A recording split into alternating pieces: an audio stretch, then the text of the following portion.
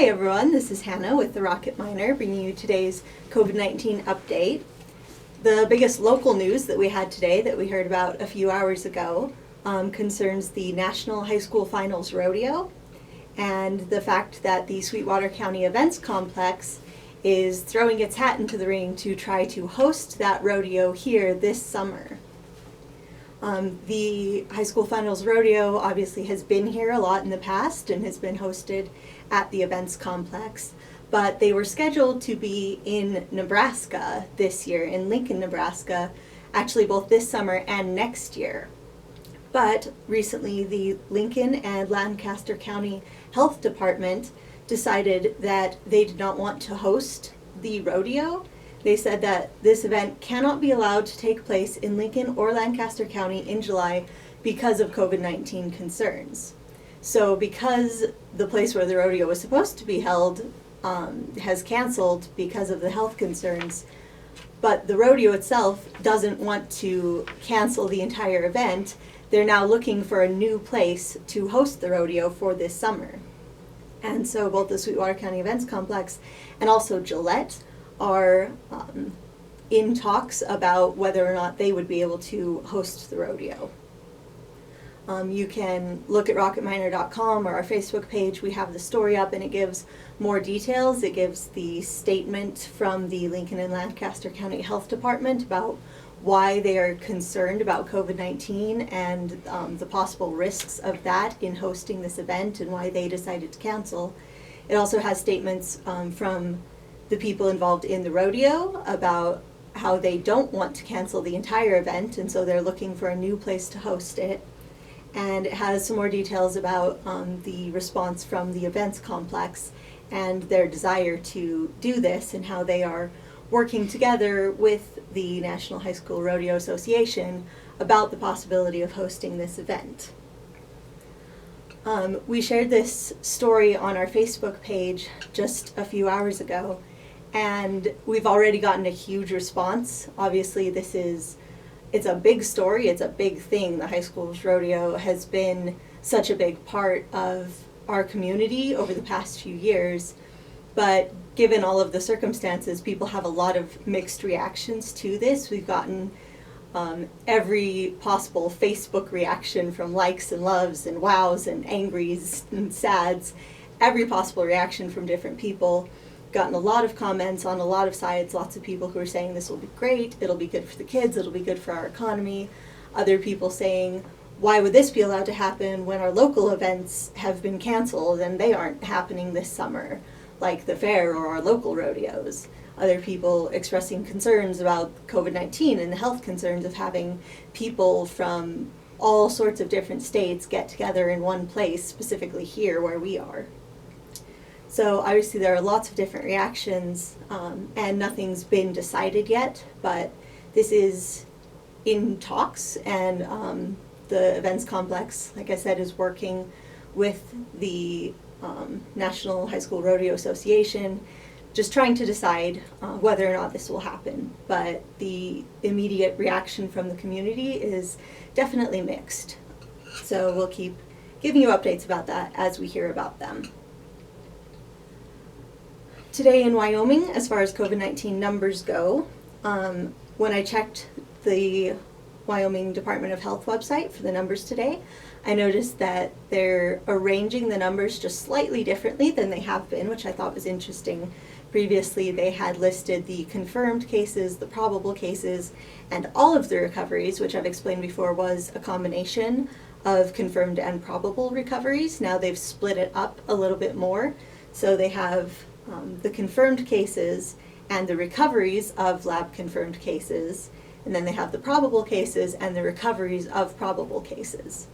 So for the numbers today, we have 709 confirmed cases with 562 recoveries from confirmed cases.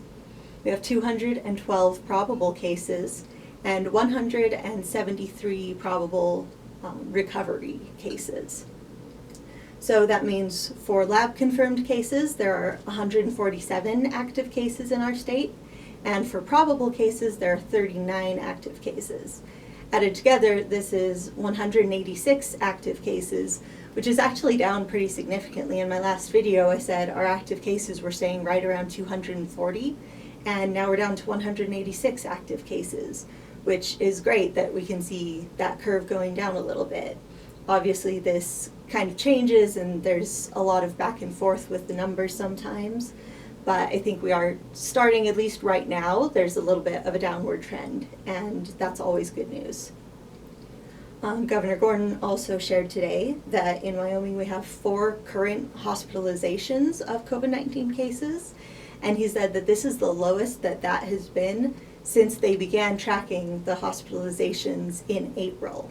So that number's also going down, and he also shared that our positive case rate is also continuing to slowly go down, and it is at 3.2% currently.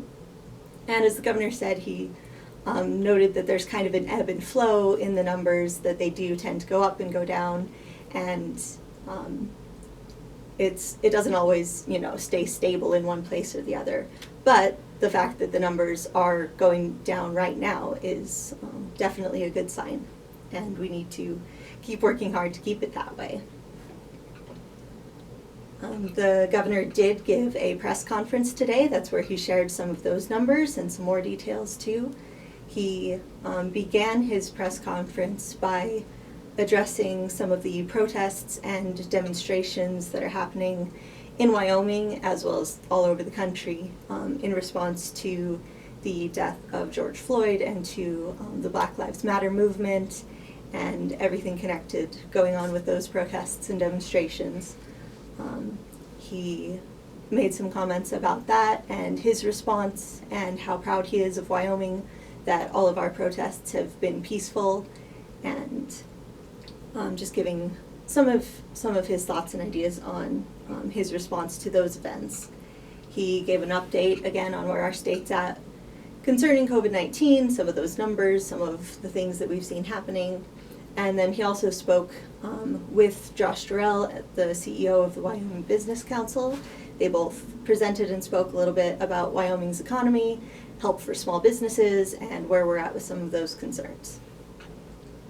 Related to some of the other COVID-19 updates that the governor gave, he noted that the current health orders that we are under will be in place through June 15th, and then the Department of Health is going to be reevaluating once again to see what adjustments are needed and what decisions we can make as far as the public health orders go. He also noted that some rodeos throughout the state will be taking place. Obviously, in his last press conference, we heard the news that so many of the largest rodeos have canceled for this summer, but he noted that the Department of Health has approved variances for other rodeos to go forward, like the Cody Night Rodeo. So there are still some of those events that are taking place. They're just taking those on a case-by-case basis and making decisions about those. And he said that he's also trying to work to make sure that some of the state fairs and county fairs can go forward as well, because he would like to see some of those things happening this summer. He didn't address the National High School Finals Rodeo. I'm not sure if he had even heard about that yet or if that was on his radar when he gave the press conference, but he didn't specifically mention it.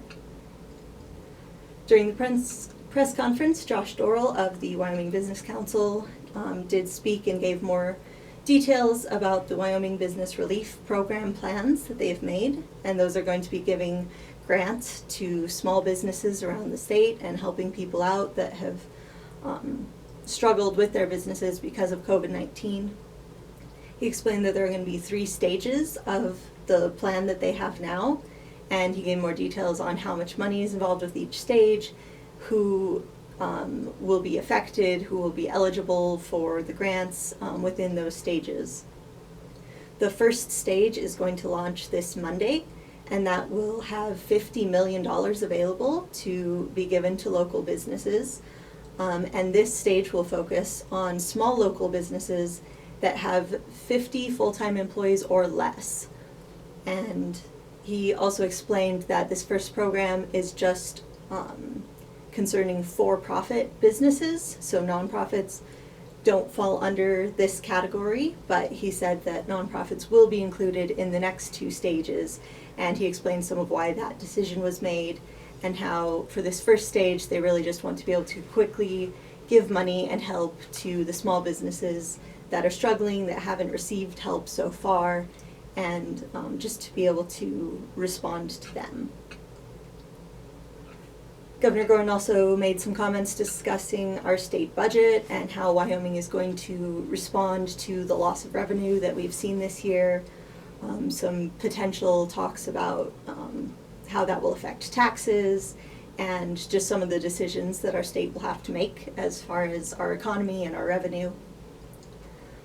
But the governor ended by saying that he wants us to be hopeful in a safe and cautious way, and he hopes that we will start to see economic recovery that will help to allay some people's fears concerning that, but he wants to be safe and careful about how we move forward and the decisions that we make.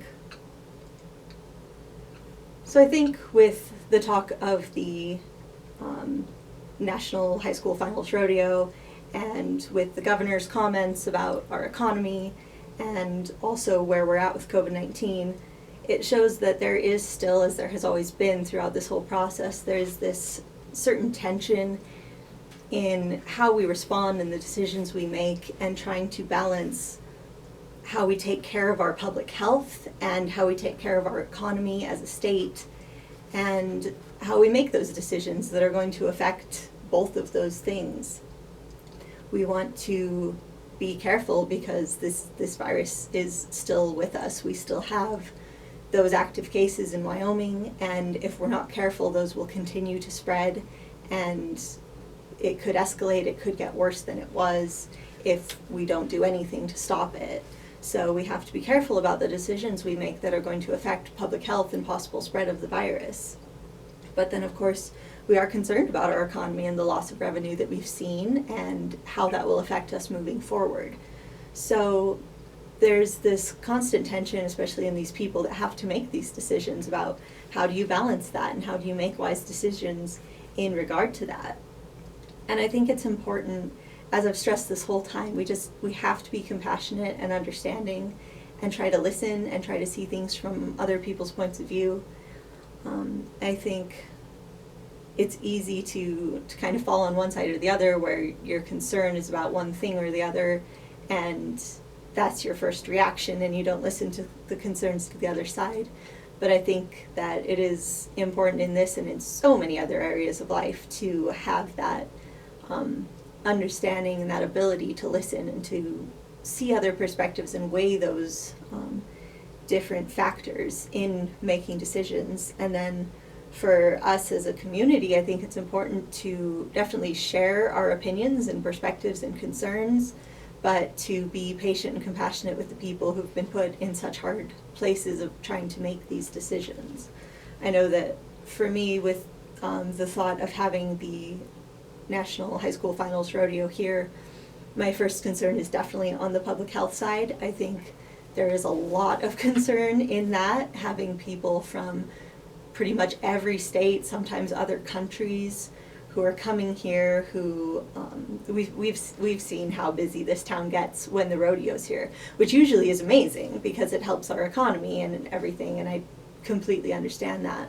But this year, with the health concerns involved, to have that many people from that many places in one place, it definitely gives me pause. I think it's something that we need to be really, really careful about, considering what effect that could have on spreading the virus, on public health. But I understand that these decisions are difficult and they need to weigh in all sides. So, like I said, I think it's important for us to share our opinions and to share our concerns, but do so in a way that is kind and respectful, and trying to listen to the concerns of others and take in all sides and all factors in the argument. So thank you for listening. We will keep giving you more information and updates as they become available. I hope you have a good night.